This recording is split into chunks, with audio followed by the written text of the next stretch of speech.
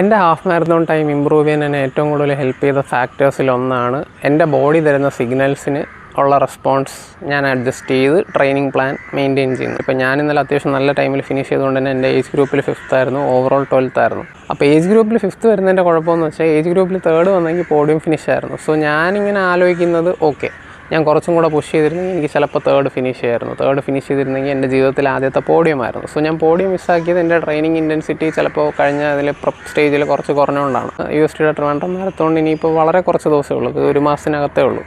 അപ്പോൾ എൻ്റെ training intensity കൂട്ടണം, ഞാൻ കുറച്ചും കൂടെ ഹാർഡായിട്ട് വർക്കൗട്ട് ചെയ്യണം, അങ്ങനെയൊക്കെ ഉള്ളൊരു മൈൻഡ് സെറ്റായിരുന്നു എനിക്ക് ഇന്നലെ ഉറങ്ങാൻ കിടക്കുമ്പോൾ ഉണ്ടായിരുന്നു. സോ അതുകൊണ്ട് തന്നെ ഞാൻ രാവിലെ എണീറ്റ ഉടനെ തന്നെ ജിമ്മിൽ പോകണം, ഒരു പുഷ് ഡേ ചെയ്യണം, ഇന്നോട്ട് കുറച്ചും കൂടെ ഇൻറ്റൻസായിട്ട് വർക്കൗട്ട് ചെയ്യണം, ഡയറ്റ് നമ്മൾ കുറച്ചും കൂടെ സീരിയസ് ആയിട്ട് ഫോളോ ചെയ്യണം, അങ്ങനത്തെ ഒരു മൈൻഡ് സെറ്റിലാണ് ഞാൻ എണീറ്റത്.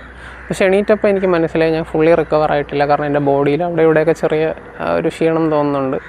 അപ്പോൾ ഞാൻ വെച്ചു ഓക്കെ, ഉച്ച വരെ നോക്കിയിട്ട് ഉച്ചയ്ക്ക് നമുക്ക് ജിമ്മിൽ പോകാം. ഉച്ചയായിട്ടും എനിക്ക് ആ ഒരു ഫുൾ റിക്കവറി വന്ന ഒരു ഫീല് വന്നില്ല. സോ ഞാൻ വിചാരിച്ചു ഓക്കെ, നമുക്ക് ജിമ്മ് സ്കിപ്പ് ചെയ്യാം, നാളെ ജിമ്മിന് പോകാം, വൈകുന്നേരം റിക്കവറി നോക്കിയിട്ട് ഈസി റണ്ണിന് പോകാം. മറ്റേ ഉച്ചയ്ക്കൊന്ന് ചെറുതായിട്ട് ഉറങ്ങി എണീറ്റപ്പോഴത്തേക്ക് ബോഡി കുറച്ചും കൂടെ റിക്കവർ ആയിട്ടുണ്ട്. സോ ഒരു ഈസി റണ്ണ് ഞാൻ കുറച്ച് കഴിയുമ്പോൾ പോവും. പക്ഷേ ഞാനിവിടെ പറഞ്ഞു വരുന്ന പോയിൻ്റ് എന്ന് വെച്ച് കഴിഞ്ഞാൽ, ഇതെനിക്കൊരിക്കലും നിങ്ങളെ ഹെൽപ്പ് ചെയ്യാൻ പറ്റാത്തൊരു സംഭവമാണ്. നിങ്ങളുടെ ബോഡി തരുന്ന സിഗ്നൽസ് നോക്കിയിട്ട് അതിനനുസരിച്ച് നിങ്ങളുടെ ട്രെയിനിങ് പ്ലാൻ ചെയ്യുക.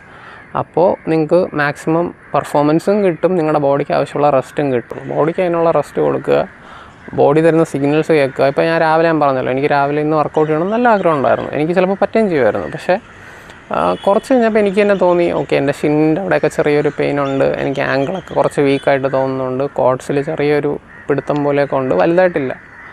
അപ്പോൾ എന്തുകൊണ്ട് ഇന്ന് ഒരു കംപ്ലീറ്റ് ആയിട്ടൊന്ന് റിക്കവർ ചെയ്യാനായിട്ട് റെസ്റ്റ് കൊടുക്കാം. അല്ലെങ്കിൽ വൈകുന്നേരം ഓക്കെ ആണെന്നുണ്ടെങ്കിൽ ഒരു ഈസി റിക്കവർ റൺ പോകാം. ഓക്കെയാണ്, ഞാൻ കുറച്ച് കഴിഞ്ഞിട്ടൊരു റിക്കവർ റൺ പോകാനുള്ള പ്ലാനുണ്ട്. അങ്ങനെ വെച്ചിട്ട് ഞാൻ ജിമ്മ് കംപ്ലീറ്റ്ലി സ്കിപ്പ് ചെയ്തു. ജിമ്മിൽ നാളെ നമുക്ക് പോകാം.